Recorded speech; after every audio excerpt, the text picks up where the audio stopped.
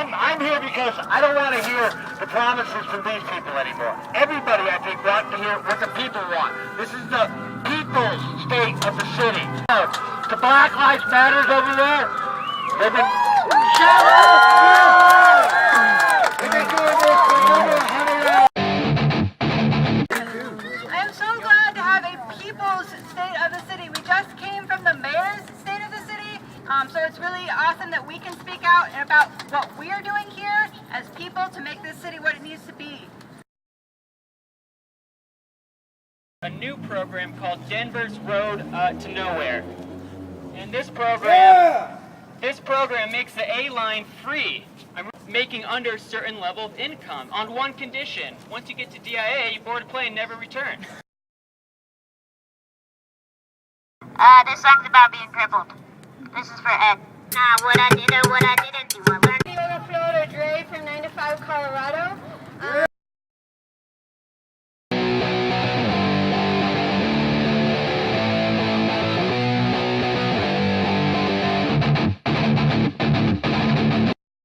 I'm here today in part because we're a member of People Rising Against Poverty, a coalition of a bunch of different grassroots organizations that work on housing issues, including Denver Homeless Out Loud.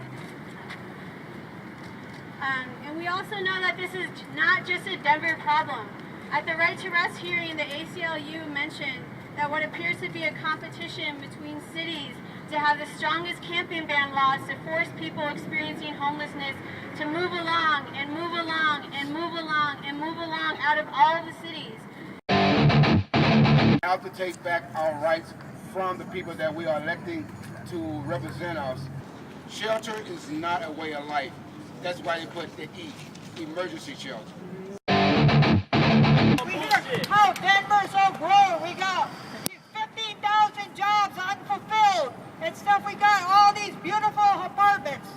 But then why do we have so many homeless people? And why is it a crime to be homeless? Just because I don't have a penny in my pocket, just because I don't have a roof over my head, does that make me a criminal? My name's Jordan Garcia, and I'm here with from the American Friends Service Committee. It's a Quaker-based organization, and there I run a program that's called Coloradans for Immigrant Rights. So thanks so much for having me. Hi.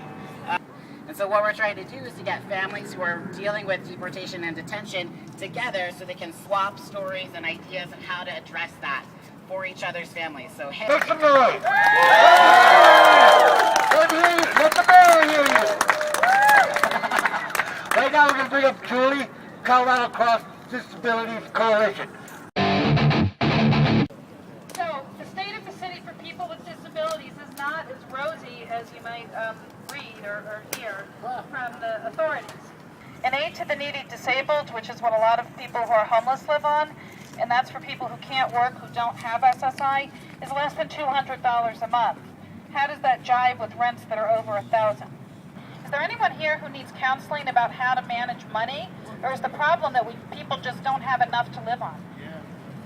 I got a problem managing money. Well, there's 11 centers in Denver to help you manage money. But how about people who need money to manage? Did you hear what she said? You guys are the people. You are the people. My name is Isaac. I'm going to be speaking about a pretty big topic, environment, sustainability, but I'll do my best. The sustainable city should not be measured based on how many solar panels, windmills, or bike lanes we have in place, but rather a city that ensures a healthy life to its most vulnerable. Globeville, Elyria Swansea, Montbello, Northeast Park Hill, among others, have consistently been abandoned by the city. In fact, many of our neighborhoods have been strategically left out of the conversation altogether. My name is Sky Roosevelt Morris, and I'm a White Mountain Apache and a Shawnee.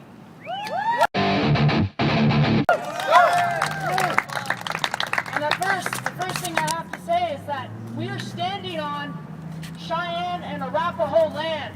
And anytime you guys come out here, you remember that. You remember when you walk down these streets, whose homeland this really is. This is Cheyenne and Arapaho land. And anytime you guys talk about it, you remember them. And you remember that they have been completely, almost eliminated from their homeland. And that's some of the things I want to address today about the city of Denver and the racist history that continues to be perpetuated by the people in these buildings. Columbus Day was started in Denver in 1907. What Christopher Columbus has to do with the city of Denver or the state of Colorado is really beyond me. Names like Sheridan, some of the worst Indian killers in this history, and we have names dedicated to them in this city. That is unacceptable. Talk about structural racism.